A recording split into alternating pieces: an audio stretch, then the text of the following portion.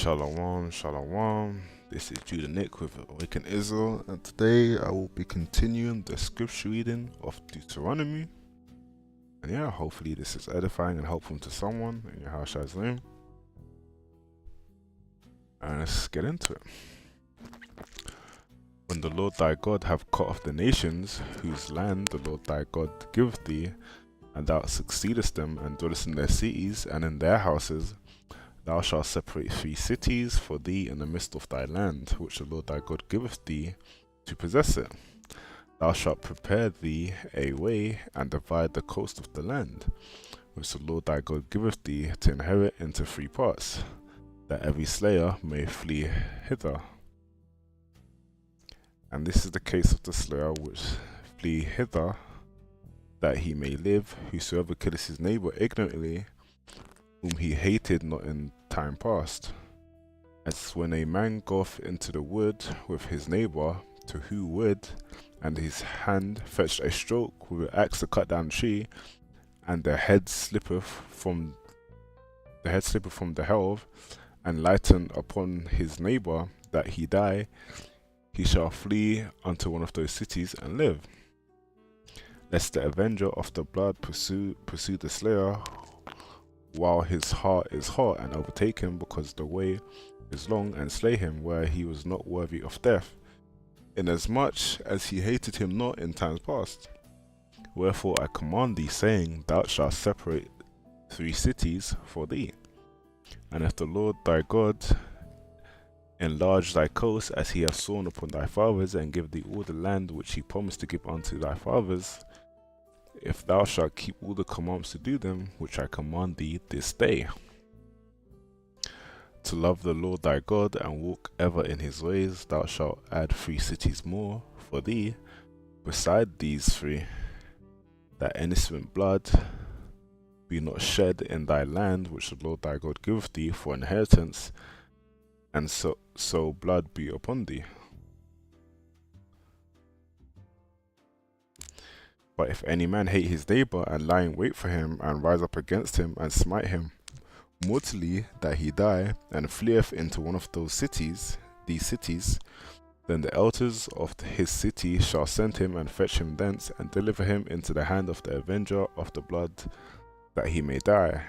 Thine eye shall not pity him, but thou shalt put away the guilt of innocent blood from Israel, that it may go well with thee. Thou shalt not remove thy neighbour's landmark, which they of old time have set in thine inheritance, which thou shalt inherit in the land the Lord thy God giveth thee to possess it. One witness shall not rise up against a man for any iniquity, or for any sin. In any sin that he sinneth, at the mouth of 2 witnesses, or at the mouth of 3 witnesses, shall the matter be established. So this is to prevent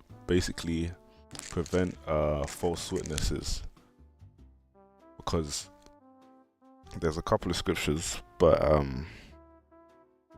basically it's to prevent false witness and to prevent people lying. So if someone is accused of something and they have a witness, then basically if both of those witnesses lie, then both of the witnesses get punished. So it's basically to prevent lies, basically. Oh, alright, but let's continue. Oh, look, the next verse talks about false witnesses. Great.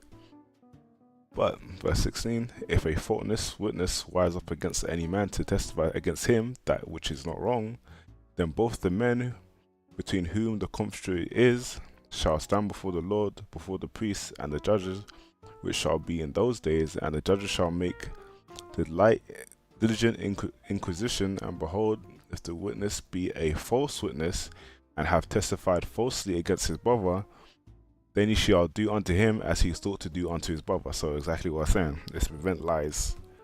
So this is why you need several witnesses if you're going to accuse someone of a sin or something.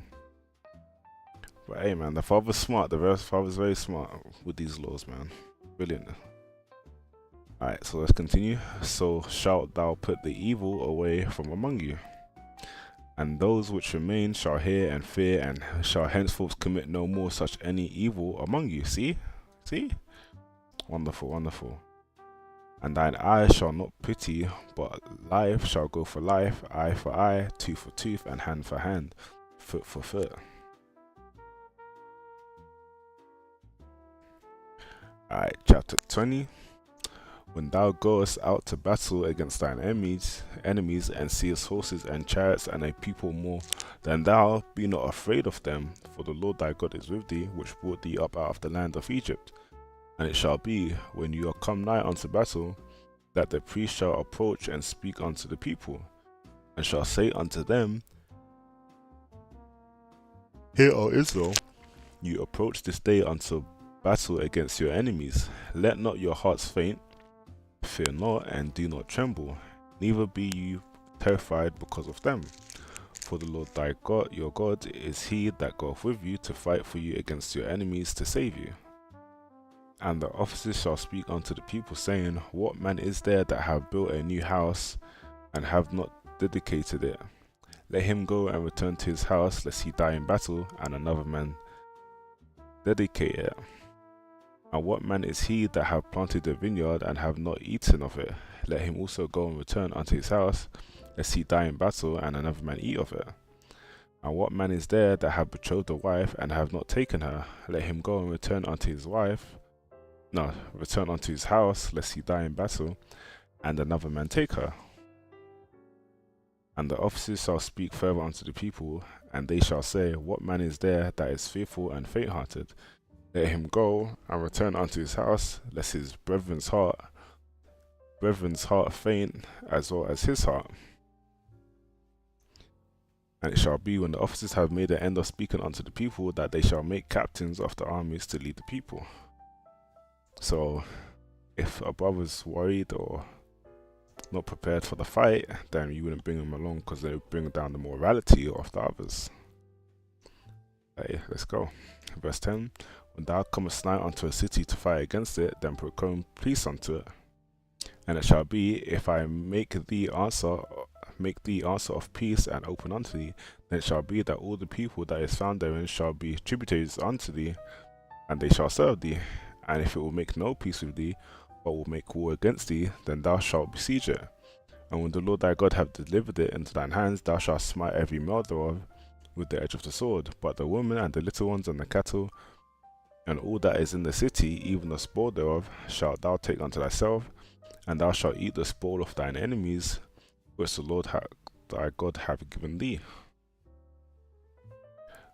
Thus shalt thou do unto all the cities which are very far off from thee, which are not of the cities of these nations, but of the cities of these people which the Lord thy God doeth give thee for an inheritance. Thou shalt save alive nothing that breatheth. So anything that has breath in it, destroy. But thou shalt utterly destroy them, namely the Hittites, the Amorites, the Canaanites, and the Perizzites, and the Hivites, and the Jebusites, as the Lord hath commanded thee, that they teach you not to do after all their abominations which they have done unto their gods, so should you sin against the Lord your God. When thou shalt besiege a city a long time, in making war against it to take it, thou shalt not destroy the trees thereof by forcing an axe against them, but thou mayest eat of them, and thou shalt not cut them down, for the tree of the field is man's life, to employ them in the siege. Only the trees which thou knowest that they be not trees for meat, thou shalt destroy and cut them down, and thou shalt build bulwarks against the city that maketh war with thee until it be subdued. So, when it says meat here, trees for meat, is referencing for food. So, we was basically allowed to eat from trees. I mean, that's common day sense today, but I'm just, pointing out for scripture. Also, the food laws in Leviticus 11, but we can also eat from trees. Alright, let's continue. Last chapter, chapter 21. If one be found slain in the land which the Lord thy God giveth thee to possess it, lying in a field, and it be not known who have slain him, then thy elders and thy judge shall come forth, and they shall measure unto the cities which are round about that is slain. And it shall be that the city which is next unto the slain man, even the elders of that city shall take an heifer, which have not been wrought with, and which have not drawn in the yoke. And the elders of the city shall bring the heifer unto a rough valley, which is neither eared nor sown, and shall strike off the heifer's neck there in the valley. And the priests, the sons of the Levi, shall come near, for them the Lord thy God hath chosen to minister unto him, and to bless in the name of the Lord. And by their word shall every controversy and every stroke be tried. And all the elders of that city that are next unto the slain man shall wash their hands over the heifer that is beheaded in the valley. And they shall answer and say, Our hands have not shed this blood, neither have our eyes seen it. Be merciful, O Lord, unto the people of Israel, who thou hast redeemed, and lay not innocent blood unto thy people of Israel's charge, and the blood shall be forgiven them. Thou shalt put away the guilt of innocent blood from among you. When thou shalt do that which is right in the sight of the Lord. When thou goest forth to war against thine enemies, and the Lord thy God have delivered them into thine hands, and thou hast taken them captive, and seest among the captives a beautiful woman, and hast a desire unto her, that thou would have her to thy wife, thou shalt bring her home to thy house, and thou shalt have her and thou shalt shave her head and pare her nails, and she shall put the raiment of her captivity from off her, and she shall remain in thy house, and bewail her father and her mother a full month. And after that thou shalt go in unto her, and be her husband, and she shall be thy wife. And it shall be, if thou have no delight in her, then thou shalt let her go whither she will, but thou shalt not sell her at all for money, thou shalt not make merchandise of her, because thou hast humbled her.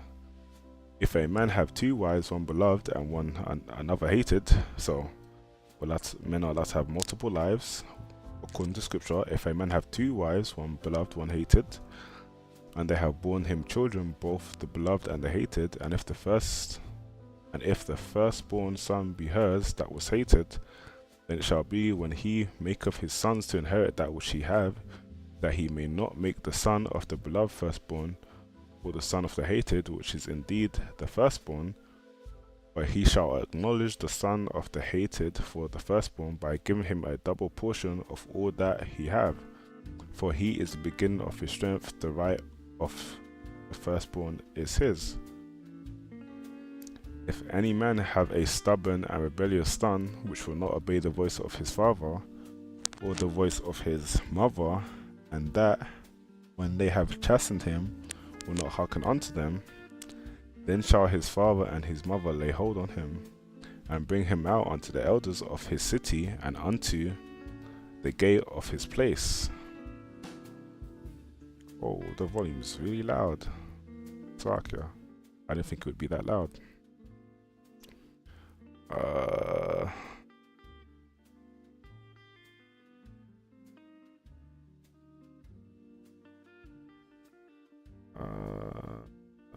Okay, verse 20.